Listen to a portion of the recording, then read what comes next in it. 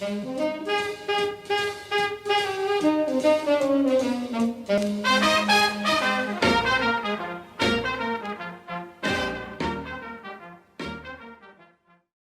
guys, welcome back to the Mini Machine Shop. I'm Dave. I did get some constructive criticism from a subscriber saying that I jump around a lot, and I kind of know it's hard to try to make things flow. That's why I've started making a cheat sheet here about what I'm going to talk about and what's in the videos. And the last one I blew it because I didn't look at what I had recorded first before coming back to record the intro. So just a little information to give out if you're interested in a digital SLR. Now, I don't want to insult anybody that owns a Nikon. My brother-in-law is a professional photographer. He shoots weddings and receptions, a bunch of different things, and he's all Nikon. But we've both gone to the same party and we've shot the same pictures, same scenes. And when you compare the results, there's kind of a day and night difference between Canon and Nikon. The Canon colors are a lot better. The entire picture is brighter looking. Now maybe he's just shooting differently, I don't know. But I have watched documentaries on TV, presidential documentaries, where they're talking about the photographers and the one that lives in the White House that shoots the president all the time, and he uses a Canon. I've also seen in documentaries where press shows up to shoot some presidential speech, and it's very easy to spot Canons. All have a very distinctive red stripe on the strap and on the lenses, and all of the photographers that I see that are there from news media, magazines, they're all shooting with Canons. So this was my first digital SLR. It's the 40D, and I can't believe they're still selling it. So I have this one, and later on I bought the 5D. It's a Mark III, which is a really expensive camera, but I bought that one because it's something like 25 megapixels. And I do, from time to time, go and shoot different things for friends, bridal showers, things like that. And I can sit way back in the corner, be invisible, shoot away, and then when I'm done, there's so much information in the picture, I can just zoom in, crop, and it's like I was standing right in front of the person shooting them. Just details there. But if you're interested in one, I would highly recommend the 40D. I've traveled all over Europe with this guy. I've taken tens of thousands of pictures with it. It's a workhorse, and the pictures are all gorgeous. They're just beautiful. So that's my 2 cents worth on digital SLRs. Why is it out? Very simple. I shot a whole bunch of things here of the shop, the machines, different angles, and put it all up on the minimachineshop.com website. Also made it look a little bit better, spruced it up. So there's plans up there, there's pictures up there, there's links. Another subscriber said they wanted to see me put on the website links to some of the things that I bought. So I've updated, not a whole lot, but I put some links up there. Excuse me. So go and check out the website. You can see pictures of a lot of upgrades and things that are done. Okay. Next, I'm going to show in the next piece here some packages that I received. Some of the stuff here, there were 3 items that came in the mail. I'm next going to show finishing the DRO for the tailstock. In building it, I found 2 problems. One problem was the actual tube, whatever you call it, that you stick everything in, can rotate. It's got some play to it. So I had to pull the screw out of the bottom, cut a bolt off, machine it down, and make it so that it just fit in that groove to stop any of the movement. There's very, very little movement in it, but now it doesn't mess up the DRO, so or the caliper or whatever. The other problem that I had was just me, because of the way I did the eye holder. Everybody's seen it, I think, in previous videos. It slides on it. So to do it, would either have to remove the entire DRO, or I found a little trick, and I'll reveal that trick on how I can do this in the video. So there's that. What else did I get? Alright, so I finished the DRO. Then, what am I going to do next? 2, 3. I did get, okay, yeah. So about this, I did get the new ER32 tail piece here. So this guy, MT2. So this goes in the tailstock. Now I can use all the collets in this. Over a chuck, the chuck you can only stick a drill bit in so far. This you go way in there. So this gives me, what was it, another inch. I used to have between the face of the chuck and the face of the ER32 chuck, I had 7 1/4 inches. I've now got 8 1/4 inches because I can sink drill bits way down in there. So I'll show a small little drill bit in the video at the end that I put in this guy. Because this arrived, it started rearranging everything in the shop. Chucks came out of the drawer because they're now obsolete for the tailstock. That allowed a tray to come out. The tray goes over here, and then all this started getting rearranged. Things that were under the tray now stand up, so there's more room in there. So it just really, this guy rearranged my entire shop and gave me tons of room for growth. In the video though, I'm going to show, this is what I decided to do, obsolete this guy. And now I'm starting to make a new, because the chucks came out, I've now got spare MT2s. So I'm making a new die holder. Hopefully this will hold things straight, because I'm still trying to figure out why I can't tap holes perfectly straight, and I can't use the die and thread things perfectly straight. I think I know why, but so I'm going to show in the video some making of this guy. It's just simple spinning and boring, but also on Amazon I was looking for something and I discovered that there is an MT2 to MT3 sleeve that you can buy. It was like under $10, so I ordered that. And the reason is, to do this guy, I had to put the 4-inch 3-jaw chuck on the lathe, and while the collet chuck was off, I double-checked the spindle. And the spindle is an MT3. It's machined out for MT3. So I could essentially take the mill ER32 and stick it in there and turn with that, or I can put the sleeve on this and turn that. But I want the sleeve on this because I want this die holder absolutely perfect. You know, that, again, I tap this and you just put this back in the chuck and the tap is wobbling. And then I threaded this guy because I wanted to machine this, so I made a quick arbor here to hold it. And you run, that's what got me. I'm holding the die in this. It's rock solid, square. I run it on, I release the set screws and turn it, and the die is wobbling. So something's really wrong here that I can't thread or tap or anything straight, so I want to get to the bottom of that. So, okay, that's it. Oh, at the end of the video here, I'm just going to show a little section of making soft jaws for anybody that's kind of interested. I guess there's close up in the video of them. But I made some soft jaws for this guy. So, let's get on with the video. Alright, a few things to share here. I got 3 packages in the mail today. First one, I already opened it. It's the caliper for the tailstock. $9.99.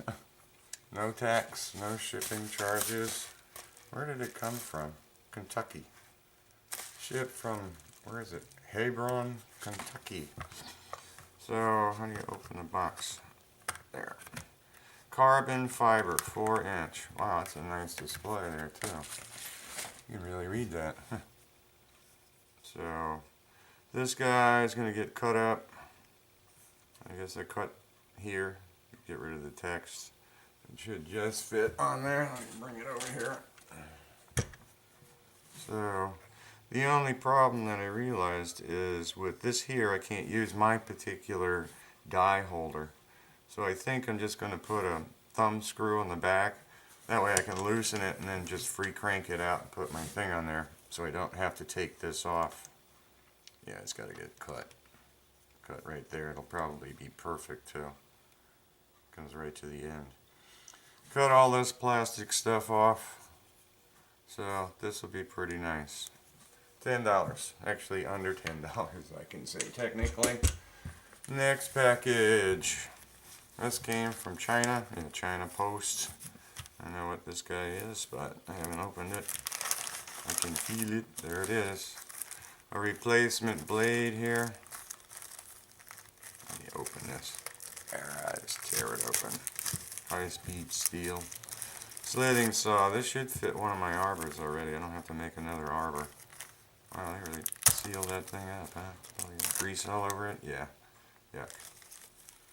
Alright, so that's kind of thick though. I was using a thinner one, but they're cheap. I think this was $6 or something here.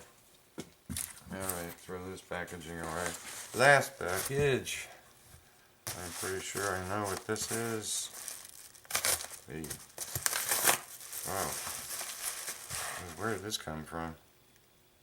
Shengjing Guangdong. Yeah.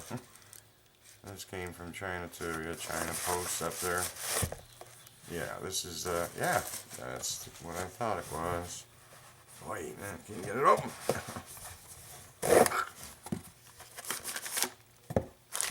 Nice. Nice. MT2. Okay, so this is for the tailstock. So I now have ER32 capability in the tailstock. That is greasy. Let me get paper towel here, clean it up a bit. Nice workmanship as usual. Look at the machining on this. It's like ground. It's perfect. Grease all over it. Yeah, perfect inside, everywhere. It's jeez and gorgeous. Gorgeous. So this should go right in the tailstock. Luckily I have it right here. Let me take that off for now. Yep. Oh wow, it fits good. Is it threaded? Yep, it's even threaded. So this could go in something else someday, maybe a drawbar. Wow, check that out. That is cool. So now I can sink drill bits. Yeah, how far can the drill bits go in there? Ooh. Not too far. It's just, this should be better than a chuck. Well, let me get my chuck.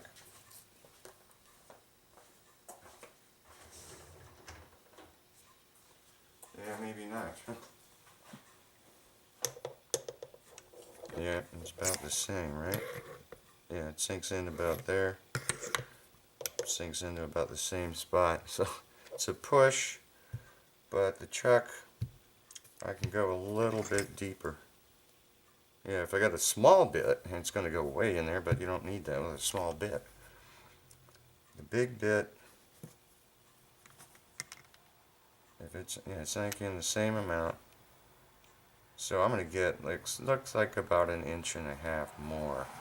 Well, that caliper's not going to do it. Alright, if I were to guess where that is, that's right about here. So I'll be able to sink in, well, quite a bit more, because it goes all the way down there. Yeah. So it will pay off, because I know there's some 1/2 inches and something. I'll turn this off. There are some bits that I have used that it just can't get there because they are too long, and I didn't want to spend the money on stub length, but well, for what was it, $35, $38, it's worth it. Looks cool, if anything. Alright, so that's the goodies for today. Alright, I've watched a lot of people do this, but you never actually see them do it, or the details on how it's done, so I'm going to give the details. For this guy, I clamped this part in the vise that was going to get cut off, and used the hacksaw to cut it off. After that, you can then just pull this whole piece out of this. This went in the vise flat, so the mill could cut it here, but this metal whatever sticker they have on here kept coming up, and then once you're done you can't shove it back in because that's poking up too much. But in any case, while it was out, I could put it in the mill this way. I could easily machine the top piece off and the bottom piece off. Actually, I don't think it had a top piece. I don't know what it had now. And then just rubbed it on the belt sander to give it an even round, because there was a round on one side already. That's right, so I had to match it. So I must have cut off the bottom piece. I can't even tell machining so smooth. Then once that was done, you undo, you can get the sticker off the back of it. Comes off easily, and I saved it. It's over here so I can put it back on if I want. Undo the 3 screws. These screws are in here really tight, so you better have a good screwdriver to get them out, because you're going to mess up the heads. Just have to take this piece out. Remember the orientation. It took me about 5 minutes to figure out, okay, does it go this way, which way does this go in? So put all the pieces in the proper place before you actually pull this piece out. Once you take him out, you don't have to touch the printed circuit board. You can then just clamp this in the vise and machine off the pieces that are poking out. This guy, actually, when this is out, slides in it. You'll see there's grooves in it. So this goes into this first this way, or actually this way, and then you can drop it in and put the screws back in. So there it is. The only kind of bummer I don't like is if you move it, it turns on. So you can see going through batteries, which means I'm probably going to just keep the battery out of this thing until I use it. And I forgot to drill the hole here. Yeah, I got to drill a hole. And then I got to finish up the other piece. Where is it? This piece has got to be trimmed down now, so he can mount right on there. Look at that, it's going to fit just right. Really, oh, I've got this hanging out. I may have to take it apart and get rid of that whole piece. I think I am going to do have to. Yeah, I do. So there's another mistake. Alright, take it apart, get rid of this whole thing. That's a square edge, so I can leave that square. Dynamite. Okay, just wanted to share it all. Right, I got it cut off here. So it came out nice and flat and straight. And put it all back together. And then I was just kind of daydreaming here, how am I going to attach this? And I take, let's bring in the camera view, boom, tons of screws. Every hard disk, laptop, I take all the screws out and just save them all, throw it in a thing here. This, I'm sure, is out of the bottom of a laptop. It's a nice flat Phillips screw, and it should look really nice there. A high-tech, yeah, happens to be Phillips, great. So that's going to be what I do. That was a 2.5 by 0.45 pitch screw. I've got the tap and drill for it, and scrounged around in the scrap drawer. I already had a knob made, and it's already threaded out, so that'll go on the back here for tightening and freeing this thing up from the tailstock. So when I want to put my die holder in there, I'll just undo it, run it out, put the die holder on it, and I'm done. So cool. Now all I have to do is just start cutting this thing down and drill and tap 2 sides here. Well, there it is, guys. Almost complete, but it's on there. Can't believe how much work this little aluminum part is. And I've got a gap back here because I think I'm just going to use double-faced tape. And once I figure out the thickness of that, then I can finish taking this down. Don't know whether I should just notch this or bevel it like the other side. I don't know. So I'll just look at it for a while, but I did test it out and measure everything, and it's accurate. It's, what was it accurate to? Move it there. There's 2/10. 23/100. So, pretty cool. And it keeps up with it, so it's nice. 4.7, that's almost a ½ inch right there. Nice. Alright. I just had to show this. Too funny. I can hold some pretty big bits for drilling now with clearance. What size is this bit? I don't even know if it says on it. This is a, this is 1¼ inch. This is 1¼ inch bit. So I could conceivably put the chuck in there, 4-jaw, drill some big holes, or a lot of combinations of what's possible here. So just wanted to bring that back. Oh, this thing's on again. Just wanted to share. Alright, well, unfortunately, ER32s don't go up to 1.5 inches. So, the old chuck is back in here. 4-inch, 3-jaw. Let's put the work in. I always like to wiggle it, rotate it as it comes down real slow. Make sure it grabs it nice and straight. Face off time, but I want to see how far out I am. Touch the wheel. I'm touching at 27. So spin it up. Let's see, 20, 25, 26, and I'm scraping it. Right? Yep, I'm just scraping it right here. So I'm just scraping it to 26, 26.5. Still not full contact. 27. Still not. 27.5. Nope, I can hear it. 28. So I got a full line? No. It's quite a bit out. 29. Jeez, that's really far off. Huh. That has to be how I clamped it. Because I did playing with it earlier and that was 2000s, but doesn't matter. Let's face this thing off.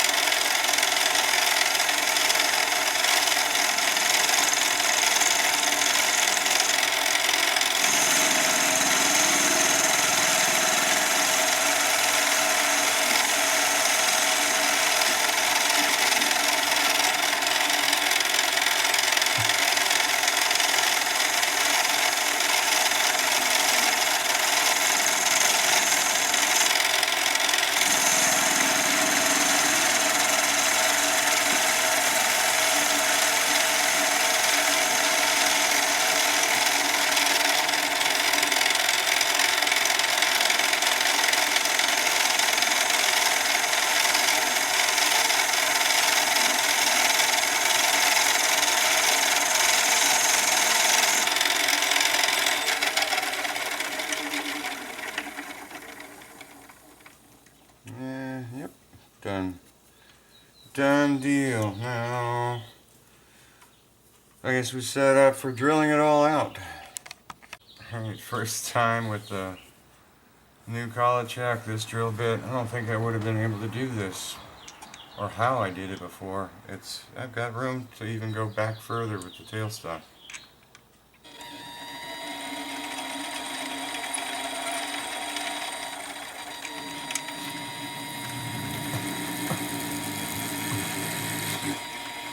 what I was afraid of. I've ordered the wrench to try to lock down the collet better, but what happens if I try the wrench? Is it going to stay stuck in the tailstock hard enough for me to tighten it? Yep, kind of. Alright, let's try it again.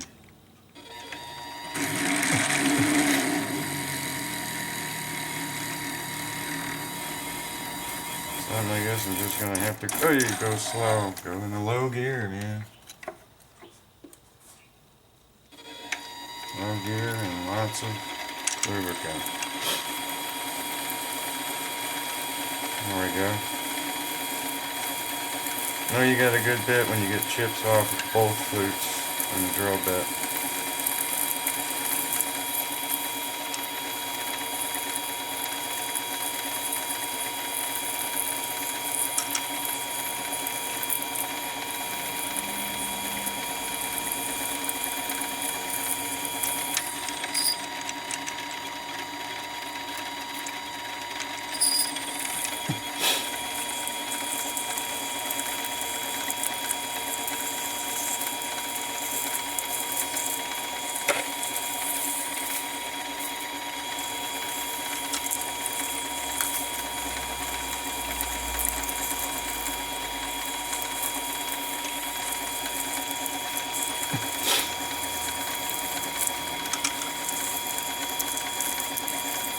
Well, that's a long ways to go, so I'll bring you back later.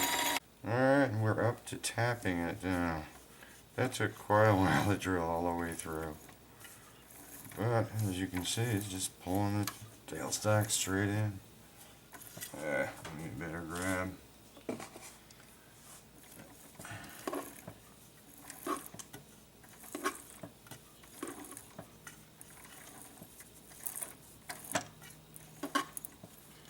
Alright, I think I'll do the rest of this by hand, just let the chuck loose and get the crescent out. Well, it's been drilled, tapped. I redid the surface a number of times and it didn't affect this run out. I've got 1/1000th right here on this part. I've got 3/1000ths here. So it tells me that, you know, even if you're like a precision machine shop making a Jacobs chuck, you cannot thread really accurately. 1, 2, 3. It's thread on 3/1000ths. I did put the tap, the bottom tap, back in the tailstock with the collet and ran it in and out a bunch of times to try to see if it could loosen up the threads. It took some material off doing that, but it didn't affect it. It was 3/1000 before I ran it in and out. It's 3/1000 now. So I have no idea if it's because the threads are grabbing it crooked or this guy's face is crooked. I actually don't even know if the saddle's straight and I'm running it in and out at an angle, but even if it's at an angle, it should hit something absolutely square and I shouldn't have that, but I guess I'm going to have to live with it and make a, I'm going to make a straight shaft half 20 arbor and run it in there, and I'll probably see the same run out. I hope I see the exact same run out, because then I'm going to use that in the ER32s to machine the rest of this guy so I know it's perfect then. Okay. So far, just doing rough cuts. Still don't quite understand why I can't tap straight or thread straight with a die. Because I know when I tap this guy and I put the arbor, where's the arbor? Here it is. I put this guy on it, and I'm assuming that this is straight. Put this guy on it and check that up. I could see this end wobbling. It wasn't a whole lot, 3/1000ths, 4/1000ths. And then there's no way to hold this, to turn this to make it all straight. I had to make my own arbor here out of aluminum. Threading this, I had the die in the old die holder absolutely square flat ran it on and then loosened the set screws and backed it off and spun it, and I could see the die wobbling. So I'm beginning to wonder if the tailstock is crooked somehow, whether it's at an angle. So when I'm finished doing all the rough cuts here, I'm going to check out the tailstock and see if it's square and straight. To do the final on this, to make sure it is absolutely perfect, I ordered a MT3 to MT2, or MT2, which this is, for the tailstock, to MT3, which is in the head adapter.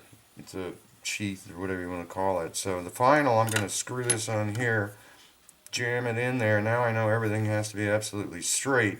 Then do all the final cuts, the last of the boring and so on. And then for this version, I am going to put 6 set screws in there to make sure it absolutely holds the die and it can't move. So I'm just going to continue boring until I'm close and then quit. Yeah, I thought I'd show some boring. This setup with this aluminum harbor is holding everything really solid. There's no movement here.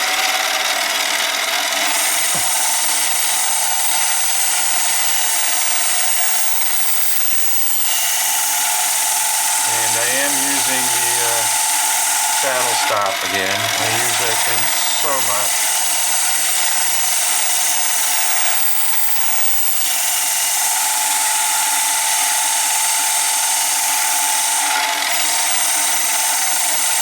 Kind of boring doing the boring.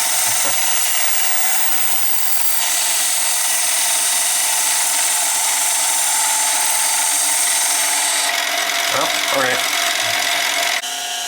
Alright, here we go guys. Black batting plastic. Of course it's all over me. I'm running it through the table saw. Take it down a little bit. Go at it. Stand back. Yep, it's getting bulky. We've already fly cut the other side, so he's flipped over and I'm going to do a finishing cut on this side.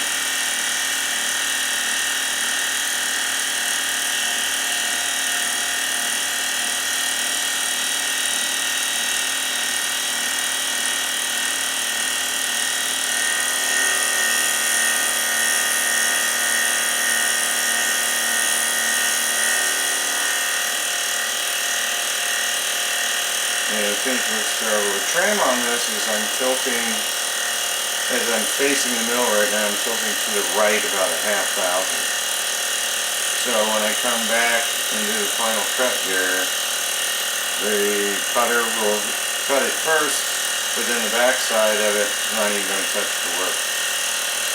Almost there. Oh, nice.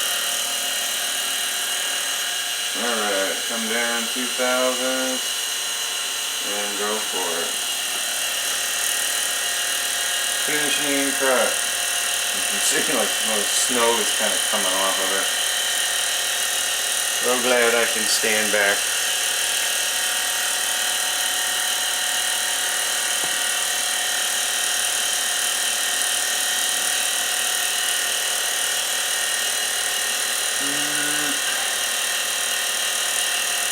Absolutely flat.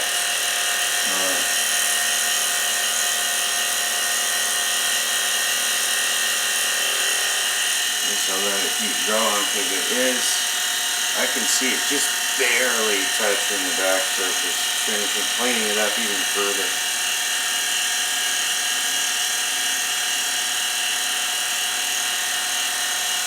Gorgeous looking.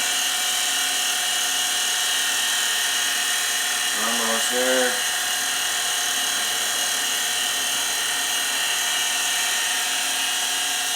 And that's it. Now all I have to do is clean up the edges so that they're the same length. And I can't do that with a fly cutter, that'd be poking up too high. So I guess I just got to use the end mill here. Loosen it so that it's hanging out both sides. I want these jaws to be a little bit bigger than the existent jaws. Alright, end mill time. Alright, cleaned up a little bit. Let's see how these guys come out here. Oh, there's the screw. Did I do it deep enough? Oh yeah. Nice. Perfect. Perfect, perfect. Get this guy loose. Moment of truth, huh?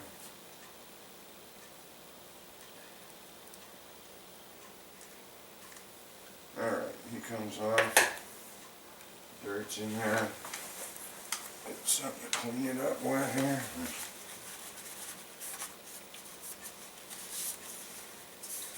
It gets in there so tight, I don't know how dirt gets in here. Oil and stuff. Alright, perfect. Clean, right? Little dust particles. Get rid of them. There. Okay, so let's try it out. See if it lines up, huh? Line up? Right on it, huh? Yep, right on it. Oh, nice. Nice, nice, nice. You get these things in when you're working at an angle. Is it on that one too? Yep, it's right on it. Try to get it fingers started. Holes are pretty deep. Look at it's crooked. Oh, I know what I do. Use this end, dummy. There. So got it started. Going in.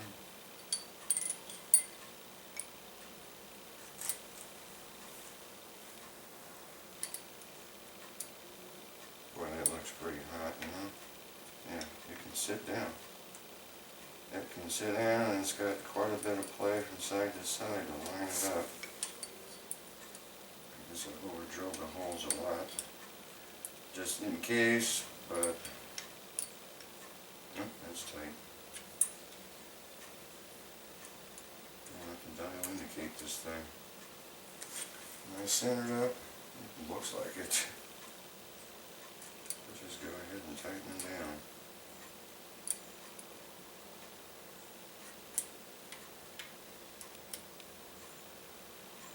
Alright, something to whack it with.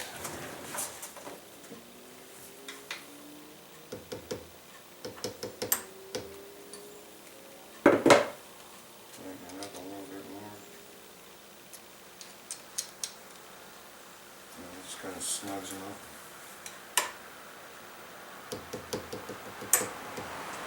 That should be down. Oh, that's right. They had cut a little bevel on this edge, and I didn't do that.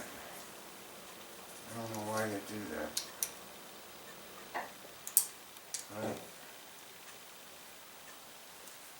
Alright, that should be a perfect surface to dial indicate off of. So there it is, guys. Soft jaws. A little bit bigger. That is a nice smooth surface. So I just got to dial indicate everything and see what it is.